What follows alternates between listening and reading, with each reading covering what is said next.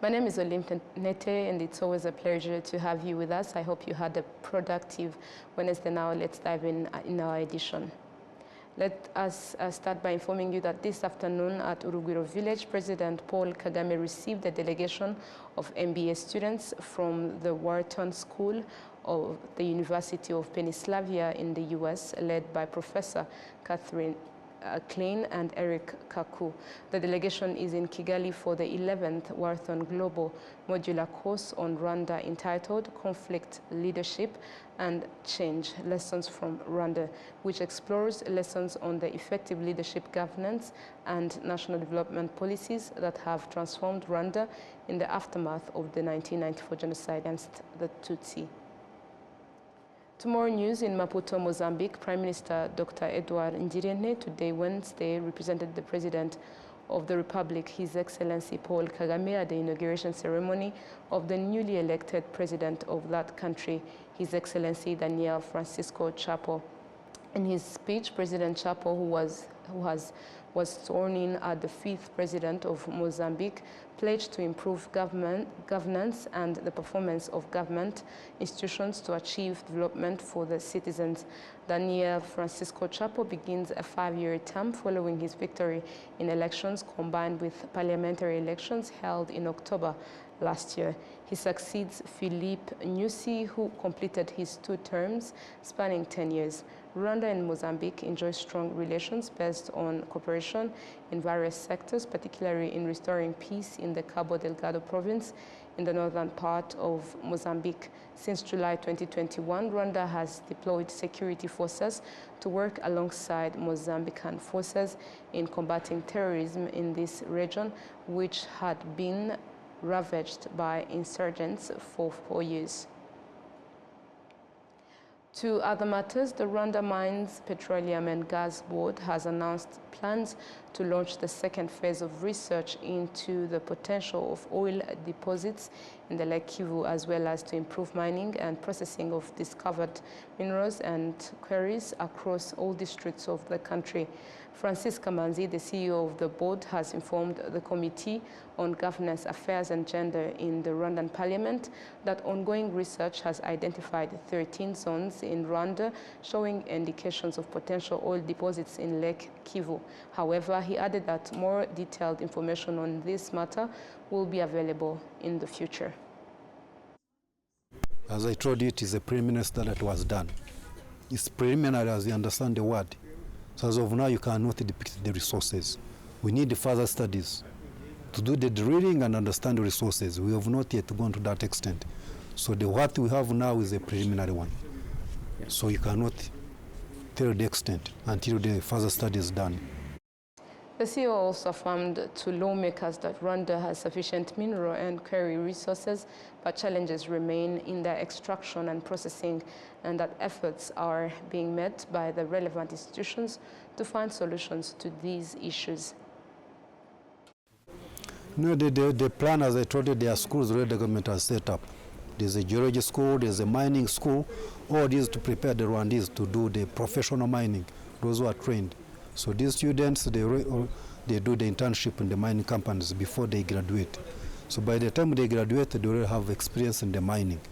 We're also doing with the foreign companies that have been in the mining for several years that do have prior experience. They also help us to train the employees of Rwanda Mining Board. That's why we are doing the professionalism and expertise into the sector. Yeah. And how about the use of drones?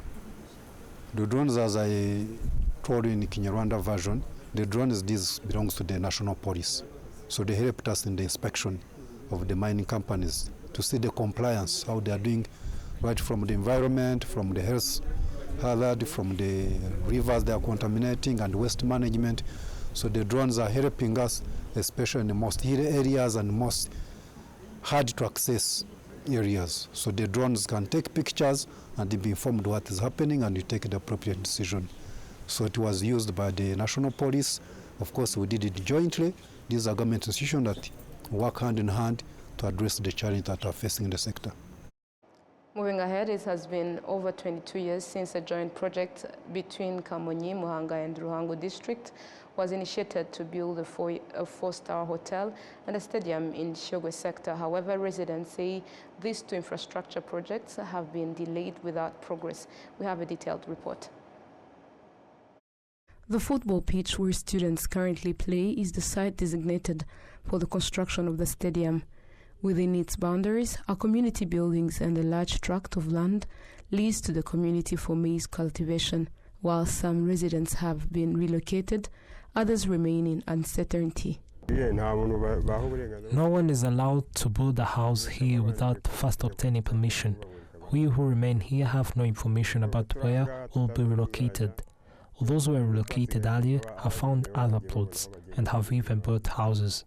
Within 300 meters of the stadium, over 17 hectares of land are designated for the construction of a four-star hotel connecting the districts of Ruhango, Muhanga and Kamonyi. The idea for this project was first proposed by the head of state in 2003, who immediately offered his support. Residents are perplexed as to why, after more than 20 years, no signs have been posted at the site to indicate that the project is underway. They relocated residents here, promising that a hotel and a stadium would be built, but we have been waiting in vain. On September 25th, 2022, the head of state once again addressed the issue of this project during extensive discussions with key leaders from the southern province. Does this project still exist? I'm questioning the implementation side. How far along is the project? Can people work with those in charge of building it to construct the stadium? Have you considered that idea? I am still part of the project and I'm willing to offer my support. The project manager, Khalifan Twagiramutara, explains that the delay was caused by the initial disappointment of the Turkish company that had won the bid to build the hotel. However, he reassures residents that other companies have now been identified and are interested in taking on the project.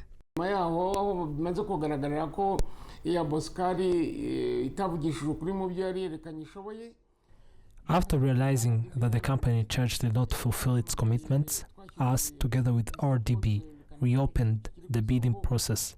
Currently, 13 companies have submitted bids. 3 are local companies and 10 are international firms with significant achievements and experience in other projects. The competition has narrowed down to 7 companies, and the one that wins will take over the project. The population hopes that the infrastructure provided by this project will serve as a catalyst for development. The hotel, with an estimated cost of over 30 billion Rwandan francs, will also feature a heliport. The initial project plan indicated that the hotel was to be built in Nyababuye sector atop Binunga Hill, where residents were relocated, and water tanks were even constructed on the site. In 2019, a decision was made to relocate the project to Shogwe sector, specifically in Muuga Cell, where the relocation of families began. Moving ahead, the Federation of African Journalists has urged African media houses and journalists to effectively report on labor migration while advocating for narratives rooted in dignity and justice. William Evans has more on this. The call was made during a 3-day capacity building training for African media professionals aimed at equipping journalists with the knowledge, skills and technical principles needed to effectively report on labor migration and mobility. Some of the journalists, though, say they still face challenges that hinder them from pursuing such stories. There are several challenges that journalists encounter in carrying out their responsibility, one of which is lack of access to information and lack of also sincerity from our government. And this does not help journalists to be able to put out the right information out there that will help intending migrants to have safe and orderly migration. So there is a lot of misinformation there. And African journalists are committed to correcting this narrative, but they need to have access to the right information, the right data. You can only give what you have. In general, our common challenge is knowing how immigrants from different countries get employed in host countries. Also, We don't collectively share information majorly because we don't have it, and language barrier remains another issue. Omar Farouk Osman, the president of the Federation of African Journalists, pointed at the critical importance of addressing immigration issues, particularly labor migration for Africa. We as journalists, we need to expose and shed light on the plight of African migrant workers, especially those living out of the Gulf.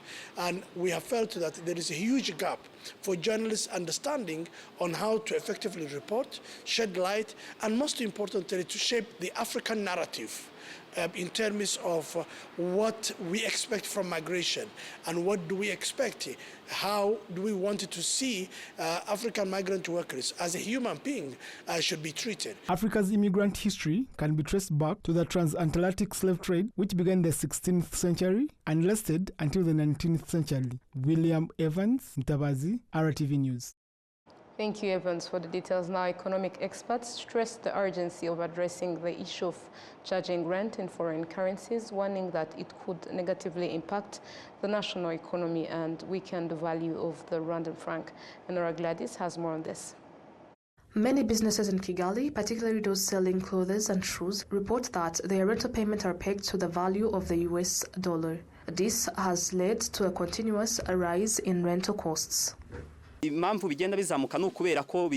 rent increases because it is tied to the value of the dollar. For example, if you pay $1,000 and it is converted to Rwandan francs, you end up paying a significantly higher amount. Additionally, the person who rent from raises the rent whenever the dollar increases to avoid incurring a loss. The person who rent from always increases the rent, claiming that the dollar has gone up and that they also pay in dollars. When we ask about it, they say they rented the property when the dollar rate was lower, and now that it has increased, they need to raise the rent as well. This causes us significant losses, often leaving us with no choice but to close our businesses.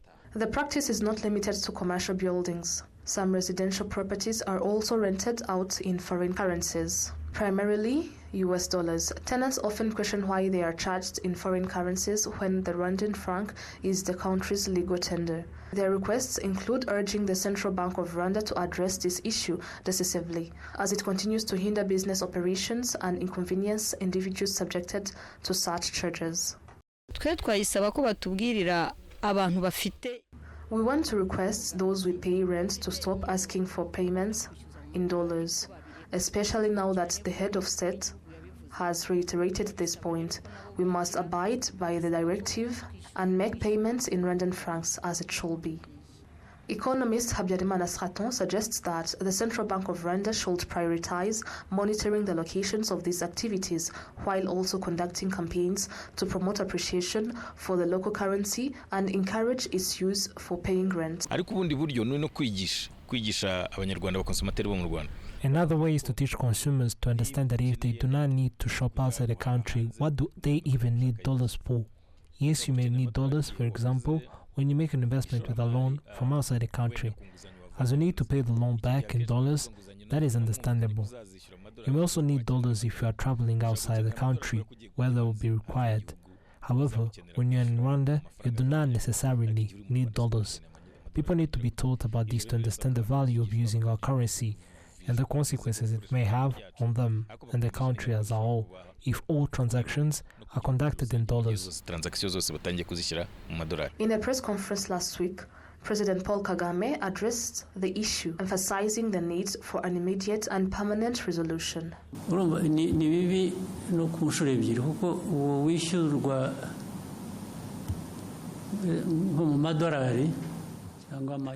The situation is problematic for both parties, those who are paid in dollars and those who pay in dollars, euros, or any other foreign currency.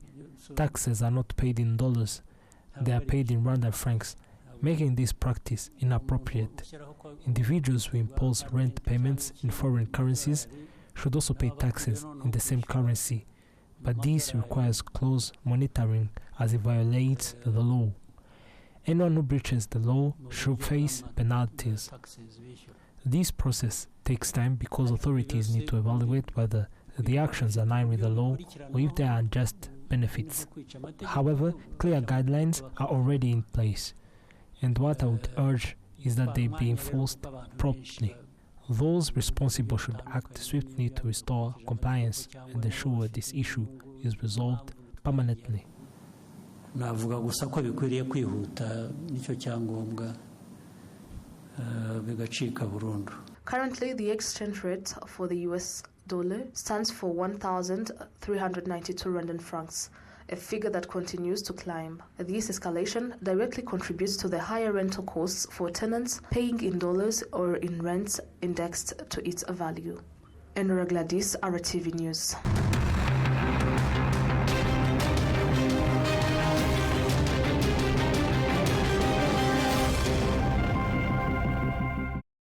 Welcome back. Now let's take a look at matters making headlines globally.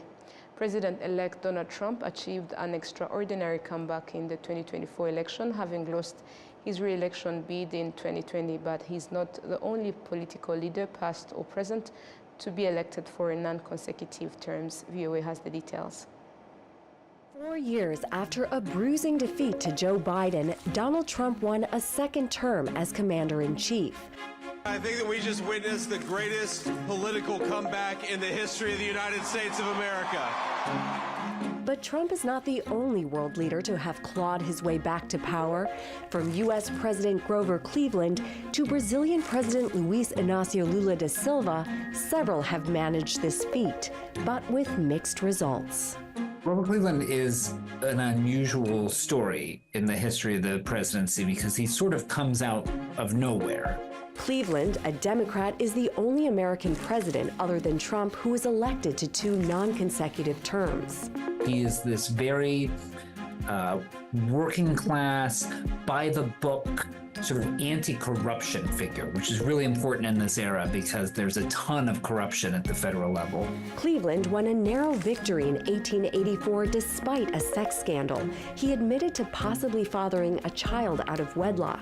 But in his re-election bid, he campaigned on slashing tariffs and lost. But it ends up being, ironically enough, a central part of the story for how he comes back into office 4 years later. Because in the 4 years that he's gone, a Republican president comes in, you have a Republican Congress, they dramatically increase tariff rates, and the public starts to wake up to what Grover Cleveland was saying because they feel the sting in their pocketbooks. Everybody's prices go up. Thus, Cleveland jumped from being America's 22nd president to its 24th. Another leader from history who staged a comeback, British Prime Minister Winston Churchill. He led his country through World War II and ultimately the defeat of Nazi Germany, earning high approval ratings from the public. We may allow ourselves a brief period of rejoicing. Today is Victory in Europe's Day. But a mere 2 months later, Churchill's Conservative Party suffered a crushing defeat. After years of war, Britons were keen to move on. They voted in part for the opposition party's major social reforms. But Churchill returned to 10 Downing Street in 1951. The Right Honourable Winston Spencer Churchill. I wish you all, whatever party you belong, good fortune for yourselves and for our island home. But health issues forced him to resign by 1955. Buonasera a tutti. Il Presidente della Repubblica mi ha conferito l'incarico per la formazione del governo. And then there's Italy's Silvio Berlusconi, a billionaire media mogul who kept coming back as prime minister again and again and again, despite a host of scandals. Sono in giro un mare di belle figliuole e di imprenditori solidi e io non sono un santo, lo avete capito tutti. Speriamo che lo capiscano anche quelli di Repubblica. Bene. In 2013, he was convicted of tax fraud and banned from public office for 6 years. But Berlusconi staged one last comeback in 2022. He won a Senate seat less than a year before his death. The ultimate comeback story may belong to Brazil's president, Luiz Inácio Lula da Silva. Lula ran for the presidency 3 times and lost before finally emerging victorious in 2002.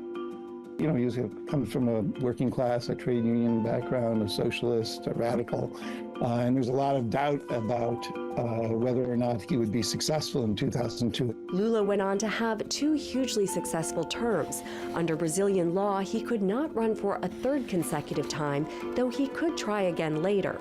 But in 2018, he was banned from running after being found guilty of corruption. He spent 580 days in jail before his conviction was annulled, paving the way for his victory over far-right incumbent Jair Bolsonaro in 2022. Porque tentaram me enterrar vivo e eu tô aqui. While it's a stunning comeback story, Lula, like Trump, is retaking the helm in a world that has changed dramatically while they were away. And that could prove a challenge. The environment is a very different environment. The geopolitical environment is different. That was certainly the case for Cleveland, whose 2nd term was beset by the largest economic depression in U.S. history at that time. By the end of his presidency, his own party had all but abandoned him. The things that make people effective in one window may make them less effective in another one, and it's actually not that much time has to elapse between a president's skill set's really meeting a moment and a president's skill set being a little out of phase with the moment. On January 20th, 2025, the story of Trump's 2nd term will begin. Tomorrow news, Western countries froze around $300 billion of Russian state assets after Moscow's full-scale invasion of Ukraine in 2022. Most of the assets are held in Europe. VOA once more. Western countries froze around $300 billion of Russian state assets after Moscow's full-scale invasion of Ukraine in 2022. Most of the assets are held in Europe. Britain holds around $22 billion worth. British lawmakers last week voted in favour of a non-binding motion to give the money to Kyiv. Several MPs cited uncertainty over future military aid for Ukraine under US President-elect Donald Trump. We do know that he feels differently about Ukraine, he feels differently about the security of Europe, and he feels differently about Russia.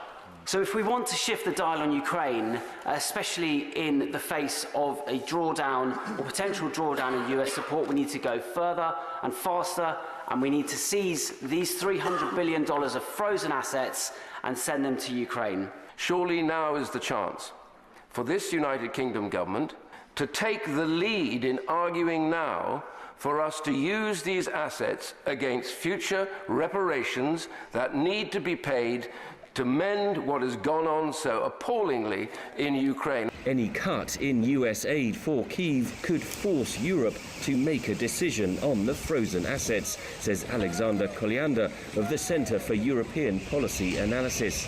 We would have a fear of abandoning Ukraine to Putin's war machine. And honestly, I suspect if it comes to that, the decision would be to give this money to Ukraine. Ukraine could pledge to use the cash to purchase American weapons to secure Trump support, Koliander adds. It fits nicely into America First idea. It helps Ukraine to get the arms. It helps Trump to win, to score some victories at home. But he says the European Central Bank and some national governments have expressed reservations over seizing the assets.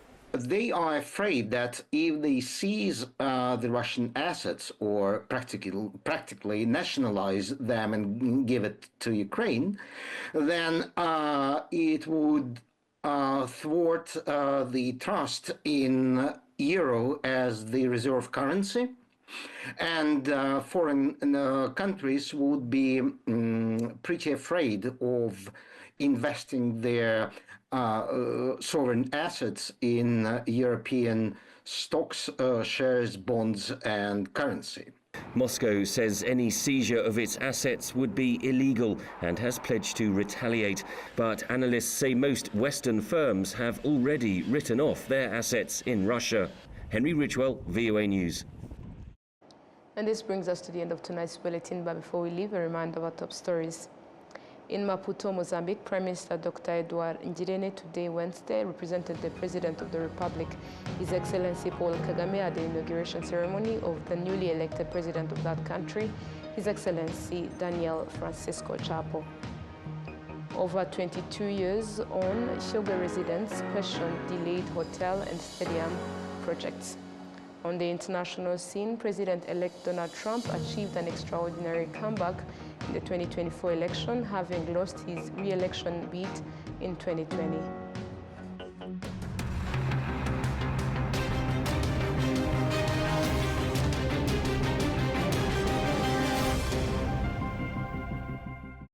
And this brings us to the end of today's bulletin. On behalf of the entire news team, thank you for joining us. Wish you a restful night and a productive week ahead. Thank you for joining us.